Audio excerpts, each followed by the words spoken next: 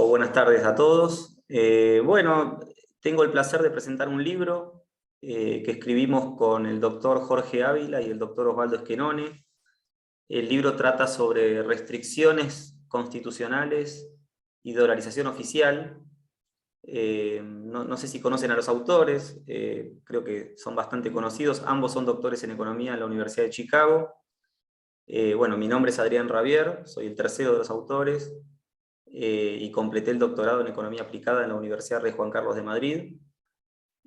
Somos tres profesores de distintas casas de estudio. El profesor Esquenone fue profesor mucho tiempo en la Universidad de San Andrés, también da clases en Estados Unidos y en otros lugares. El doctor Jorge Ávila es profesor de la Universidad del SEMA, y en mi caso dirijo la maestría en Economía y Ciencias Políticas en ESEADE. Les cuento un poco el origen del trabajo, del libro que va a estar disponible en Grupo Unión en los próximos días.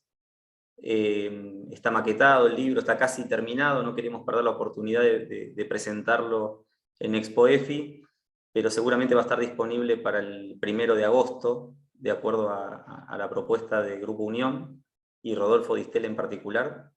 Pero bueno, el libro tiene que ver con un planteo que se hizo en su momento con el kirchnerismo, en el cual se planteaba cierto constitucionalismo popular. ¿Y qué es esto del constitucionalismo popular? Bueno, que la Constitución impedía un tercer mandato de Cristina Kirchner, y en este sentido había una regla constitucional que impedía al pueblo votar un tercer mandato de Cristina, y eso es un problema para el populismo. Entonces se planteaba una reforma constitucional que le permitiera al pueblo poder volver a votar por Cristina Kirchner si ella tenía deseos de volver a ser presidente y el pueblo avalaba esa propuesta.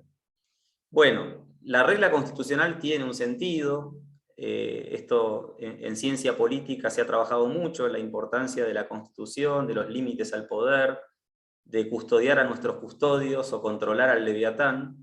Y en esa larga literatura de filosofía política hay cantidades de autores que vale la pena mencionar. Entonces, el primer capítulo del libro es un aporte que va en este sentido, donde por un lado tenemos el constitucionalismo popular, que se trata de eliminar las reglas, y por otro lado se trata de justamente limitar al poder.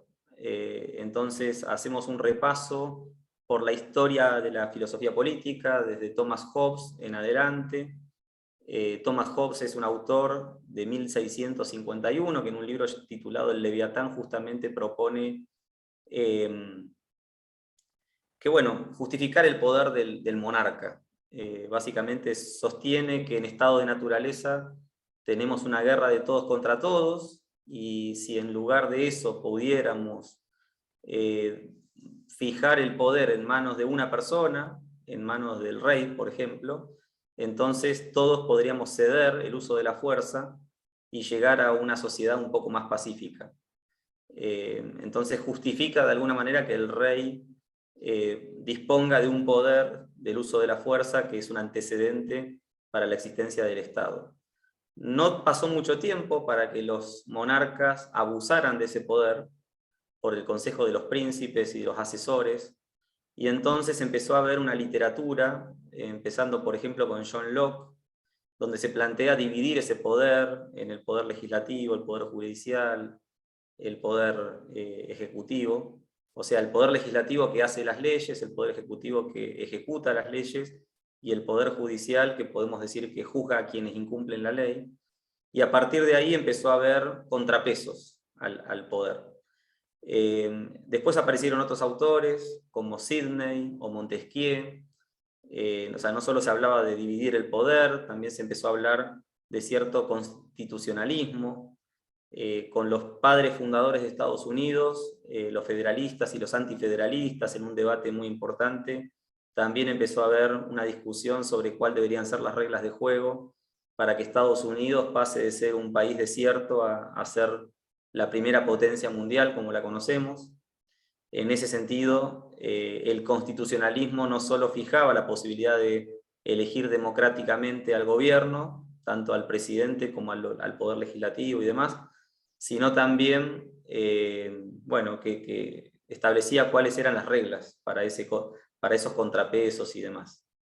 En Argentina, bueno, esto sigue, ¿no? Con Bastiat, Frédéric Bastiat, un autor francés, que escribió un trabajo titulado La Ley, que seguramente lo pueden encontrar en Google. Y así podríamos hablar de cantidades de autores, como el premio Nobel en Economía Friedrich Hayek, o también el premio Nobel James Buchanan, que justamente se especializó en vincular la economía con la política. Entonces, en esta primera parte del libro, lo que hacemos justamente es tratar de mostrar que existe una historia de cierto constitucionalismo, partiendo de Hobbes, de Locke, de Montesquieu, de Sidney, federalistas, antifederalistas, Bastiat, Hayek, Buchanan, y me estoy olvidando de cantidades de autores porque es una literatura muy extensa. Tratamos de resumir en la primera parte esos autores para presentar esa historia constitucional, y cerramos con un resumen en lo que podríamos llamar la economía constitucional, sobre la base del trabajo del Public Choice o la Escuela de la Elección Pública, en la que han contribuido James Buchanan, Gordon Tullock, Jeffrey Brennan, también entre muchos otros. En Argentina este tema lo han trabajado mucho Alberto Venegas Lynch hijo, Martín Krause, Alejandra Salinas. En la Universidad del SEMA lo ha trabajado Jorge Streb. Realmente hay muchos autores tratando de decir, bueno, acá por supuesto que elegimos a nuestro presidente democráticamente, pero después de que lo elegimos queremos que ese presidente electo tenga límites al poder. Entonces, a partir de ahí, en la economía constitucional aparece James Buchanan, que básicamente nos dice a los economistas, nosotros nos formamos en economía, pero no dominamos la ciencia política, y tenemos mucho que aprender de la ciencia política. Entonces, a partir de ahí, bueno, Buchanan hace una conexión entre la economía y la filosofía política que le permite ganar el premio Nobel en 1986 y bueno, y hay una vinculación muy importante. Cuando vamos a la Argentina, en Argentina tenemos por supuesto a Juan Bautista Alberdi como el padre de nuestra Constitución. Unos años antes de 1852-53 aparece la generación del 37 como nuestros padres fundadores, que justamente discutían también estas ideas de cuáles deberían ser las reglas de juego para tener una economía en crecimiento. Y yo creo que eso fue muy importante, primero con Belgrano y Vieites al inicio de 1810, con los primeros periódicos que trataban temas de economía, hablando de cierto laissez-faire y las ideas de Adam Smith. Después esto siguió con la generación del 37, y después se plasmó en la Constitución gracias al trabajo de Juan Bautista Alberdi. Y eso dio bases a un modelo agroexportador que permitió que Argentina en 1898 sea el país más rico del mundo. Ahora, después de todo esto, la Argentina empezó a abandonar esa Constitución, especialmente después de la Primera Guerra Mundial, después de la crisis del 30, con el modelo de sustitución de importaciones.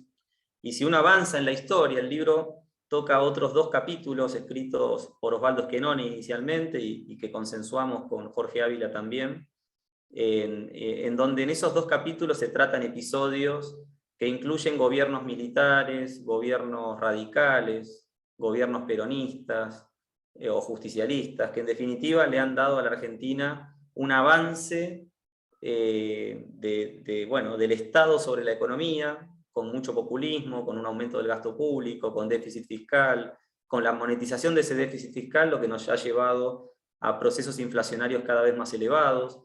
Y esto a su vez ha sido un problema para nuestro país. Y bueno, justamente a partir de ahí la Argentina deja de crecer y acumula una gran cantidad de pobres y problemas de empleo y problemas de actividad y de crecimiento, bueno, con todo lo que eso trae aparejado en todos los indicadores que podemos observar. La idea allí fue recolectar un poco la experiencia de la convertibilidad, que funcionó como regla. Digamos, le quitamos la máquina de imprimir billetes al gobierno y eso le dio a la Argentina 10 años de estabilidad monetaria. Pero no solo eso, también en esos 10 años un poco se limitó varias de las posibles actividades que el Estado puede llevar adelante. Hubo un proceso de privatizaciones, de apertura económica. Bueno, es un modelo que generó algunas lecciones para el futuro o para el presente, dado el contexto que tenemos. Y una vez que abandonamos la convertibilidad y abandonamos gran parte de esas reglas que surgieron en esa década, la Argentina avanza en una expansión del Estado del 25% del PBI promedio al 45% del PBI promedio, 20 puntos de aumento en el tamaño del gasto sobre el Producto Bruto Interno, lo que hace que hoy el Estado esté quebrado y que tengamos a distintos gobiernos de distintos colores políticos enfrentando una situación de financiamiento del gasto inviable y una dificultad muy grande para el futuro. Entonces, en este contexto, coincidimos con Jorge Ávila y con Osvaldo Esquenone y con otros colegas como Nicolás Kachanowski, que sé que va a presentar un libro de dolarización también acá en ExpoEFI, si no lo presentó ya, con Ocampo, con Emilio Ocampo también, historiador económico, bueno, y con otros muchos colegas, creemos que para esta Argentina la dolarización es necesaria. Entonces, el último capítulo del libro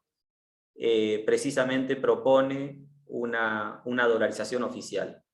Por un lado, reconocer que espontáneamente la Argentina ya está dolarizada, o gran parte de la economía está dolarizada.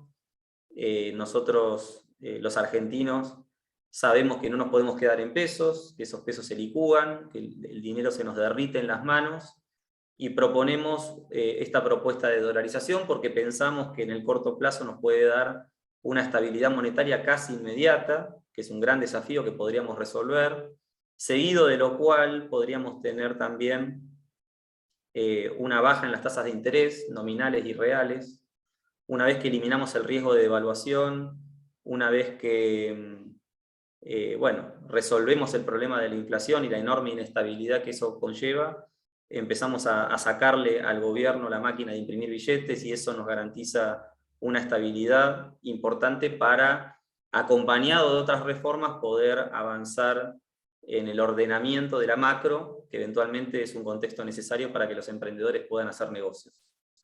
Ahí, por supuesto, vienen aparejadas un montón de preguntas, no alcanza, creo que coincidimos los tres, y creo que toda persona que hoy en esta Argentina propone la dolarización coincide que no alcanza con dolarizar, no es una receta mágica que resuelva todos nuestros problemas, está claro que hay muchos problemas estructurales, pero digamos que la dolarización es una de las reformas que debemos hacer, al menos en el frente monetario, cambiario y demás. O sea, nosotros tendríamos que acompañar esta medida, a mi entender, con una flexibilización del mercado laboral, con una política de apertura económica, con una baja del gasto público, supuestamente o posiblemente con un presupuesto base cero que nos haga volver a empezar respecto de qué queremos del Estado, qué funciones debería cumplir. Seguramente habría una menor cantidad de ministerios. Eventualmente a futuro habrá que hablar nuevamente de una privatización del sistema de pensiones. Creo que eso no es inmediato, pero sí que debe estar en la agenda a futuro. Y bueno, un poco el último capítulo trata esto, de que una reforma integral del Estado que plantee la reforma fiscal y que plantee el problema inflacionario, el problema cambiario, el problema laboral, el problema previsional, etcétera, debe incluir a la dolarización como una de las alternativas. Algunos colegas economistas señalan que si vamos a hacer todo eso, entonces ya no hace falta la dolarización, porque si tenemos equilibrio fiscal no necesitamos seguir emitiendo moneda y eventualmente podemos ir a un programa de estabilización y eventualmente tener estabilidad monetaria sin dolarización y demás. Nosotros pensamos que la privatización es indispensable porque se vuelve difícil revertir el proceso. O sea, si tuviéramos, por ejemplo, un gobierno a partir de 2023 que en 4 años permita alcanzar cierta estabilidad monetaria con un programa de estabilización exitoso, eso puede darle a la Argentina estabilidad, está claro. Supongamos que conseguimos el objetivo. Ahora, cualquier gobierno populista que llegue después, de un día para el otro, puede revertir esa reforma y hacer que la Argentina vuelva a tener inflación, como de hecho ocurrió a partir del año 2003 en adelante, ¿no? Entonces, si uno dolariza la economía, la gran ventaja que nosotros vemos es que no se puede revertir. Esto es importante. Por supuesto, Jorge Ávila ha hecho un punto importante con la banca offshore también, pero más allá de eso, yo creo que la importancia de la propuesta de dolarización que se está manejando y que, bueno, se propone en varios espacios, la gran ventaja es la irreversibilidad. No hay muchos países que hayan logrado dar un paso atrás. Ahí veo que hay una pregunta, por ejemplo, sobre Ecuador. Ahora en enero del 2020 tuve la suerte de estar en Ecuador justamente por los 20 años de la dolarización, a la que fuimos invitados con Nicolás Kachanowski por un trabajo que habíamos realizado en el 2014 de dolarizar la Argentina. Y efectivamente, en Ecuador, el gobierno de Correa, con el populismo que lo caracteriza, ha enfrentado un gran problema con la dolarización. Un problema para él, pero un éxito, me parece, para el pueblo ecuatoriano, que tuvo la posibilidad de evitar que Ecuador se convirtiera en otra Venezuela. La dolarización ha impedido que el populismo se expanda, ha impedido que la inflación se acelere, ha impedido que se generen devaluaciones sucesivas, y eso me parece que es un límite al poder y un límite al populismo, y es de lo que estamos hablando, en definitiva. Creo que esa es una de las grandes ventajas. Ahí Jorge se ríe un poco del tema de la privatización de las pensiones, entiendo, porque la experiencia argentina no fue buena, con altas comisiones, con muchos problemas, pero creo que el sistema de pensiones en manos del Estado, en un sistema de reparto, no es nada bueno, ¿no? Está el sistema de pensiones, la ANSES, no está invirtiendo el capital de quienes hoy aportamos al sistema. Creo que la población económicamente activa que hoy aporta al sistema no va a tener en el futuro una cantidad de ingresos representativa de lo que ha aportado a lo largo de toda su trabajo, y creo que eso es un gran problema. Entonces, eventualmente a futuro habrá que pensar un nuevo sistema de pensiones que no sea el de reparto, porque ya está quebrado, y creo que los jubilados reciben poco dinero en función de esto. Pero también sé que si la convertibilidad tuvo muchos problemas fue porque se privatizó el sistema sin el necesario equilibrio o superávit fiscal que se necesitaba. Cuando uno mira el caso chileno, en Chile se privatiza el sistema con 5 puntos de superávit fiscal. En Argentina apenas con cierto equilibrio fiscal y con el sistema de pensiones en manos del Estado, el déficit fiscal de los años 90 es lo que hace que finalmente tengamos, algunos problemas. Sigo viendo preguntas. ¿El dólar será el nuevo Leviatán? Pregunta Jorge. Bueno, ahí no entiendo bien a qué se refiere. Gerardo, para solucionar el... Bueno, a ver... Chile tiene un crisis con... Bueno, ok. Bueno, simplemente creo que la dolarización puede darnos un marco de estabilidad económica, monetaria, y eventualmente acompañado de otras reformas, como dije, con la flexibilización laboral, con la apertura económica, podemos tener éxito. Yo creo que ahí está la clave de este asunto.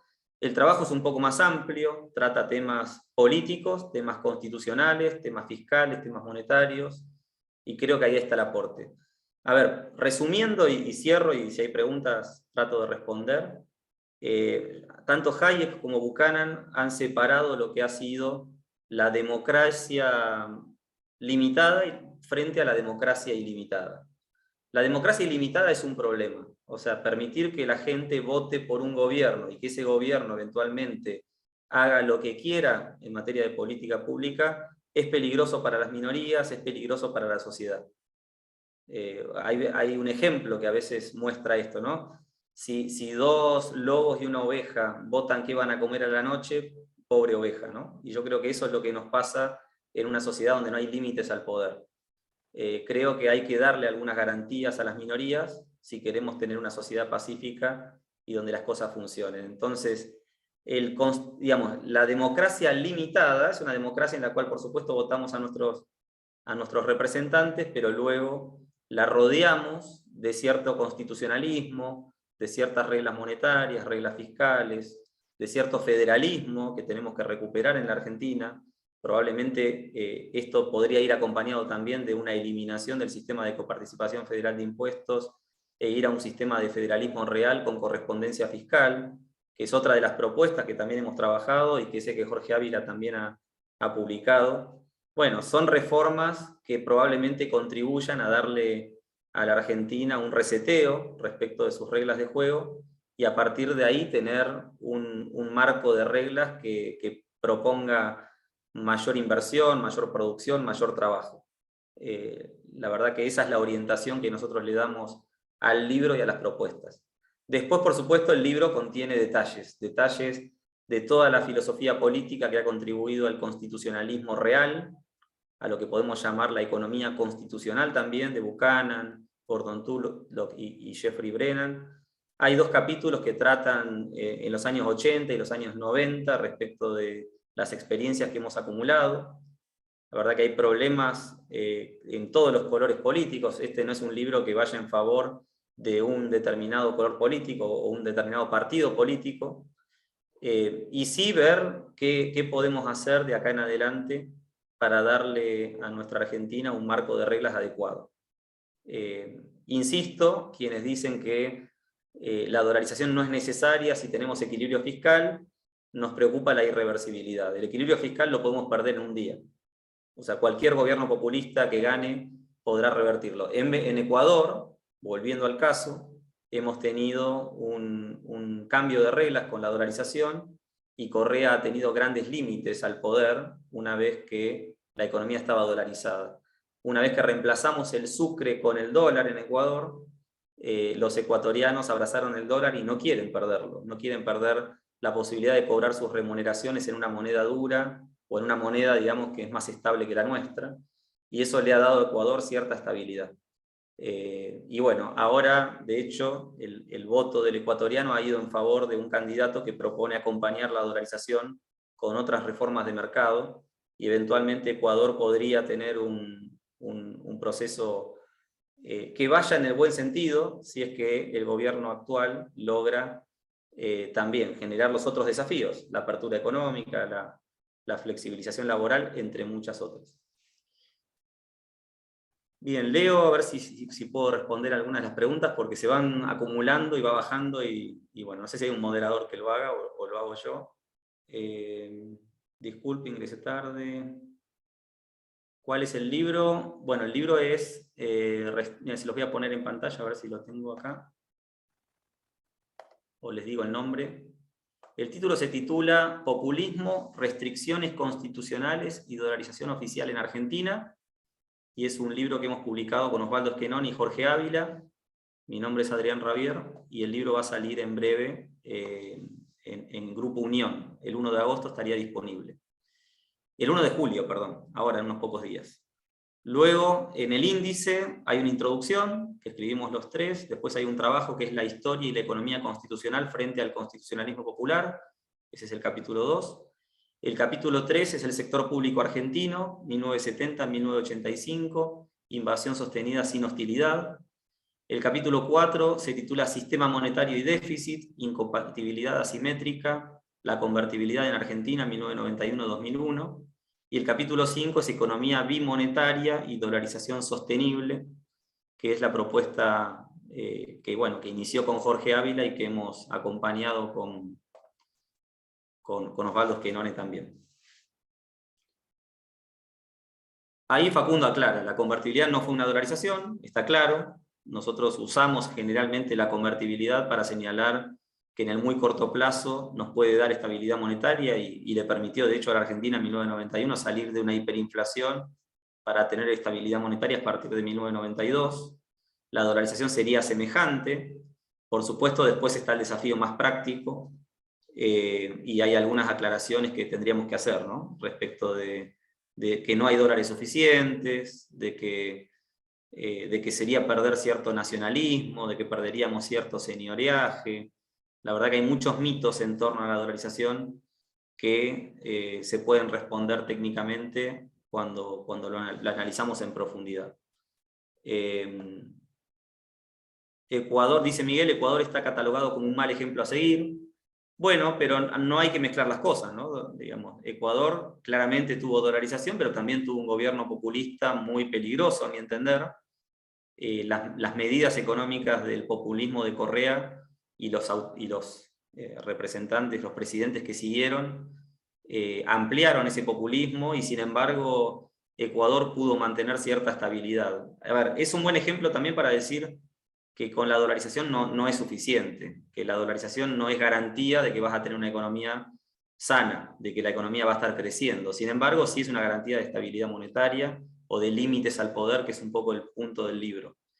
En Ecuador hemos tenido precisamente una economía que ha impuesto ciertos límites al populismo, y como decía, un cambio de gobierno ahora puede darle a Ecuador mayores grados de libertad y eso contribuir a que la economía alcance mayor crecimiento. Bien, ahí ya me están señalando que son 13:25 y que se nos acabó el tiempo. Bueno, les agradezco la atención, agradezco a ExpoEFI darnos el espacio. En este caso solamente pude estar yo, pero sin duda que en otras ocasiones con Osvaldo Esquenón y Jorge Ávila vamos a estar presentando el libro. La verdad es que no queríamos perder esta oportunidad y agradecerle de vuelta a los asistentes por prestarnos el tiempo. Muchas gracias. Muchas gracias, Adrián. Estamos.